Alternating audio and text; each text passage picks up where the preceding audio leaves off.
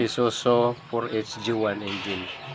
Pagkabit ng crankshaft, kaya nilagyan ng oil ang bearing, tapos ikinabit natin yung thrust washer sa loob. Isa lang yan ang thrust washer na nasa loob. Ang sa labas, dalawa nakakabit sa flat. Ang isa, at ang isa naman ay nakakabit doon sa may housing ng cap. Ayan o, yung isa na yan. Ang sa ibabaw niya ng isa doon sa cap ng bearing. Ayan, nakakabit na naman natin yung crankshaft.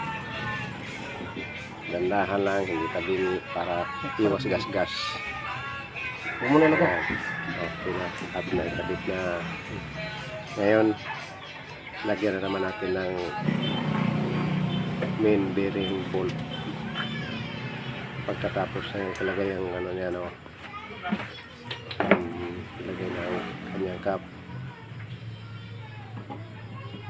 Dandahan lang at para hindi matabingi. Ayan, tapos martilyohin natin para pumasok sa kanyang dawit. Ayan.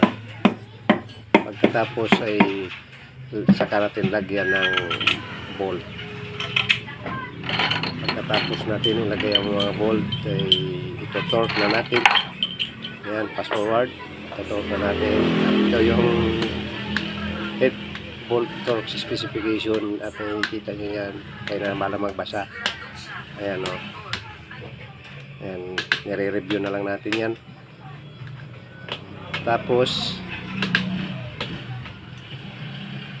pagkatapos nyan, iikutin natin ang crankshaft kung free ba ang kanyang ikot, hindi ba matigas, wala bang sabit, at kung okay na, ay tapos na ang ating pagkabit ng crankshaft.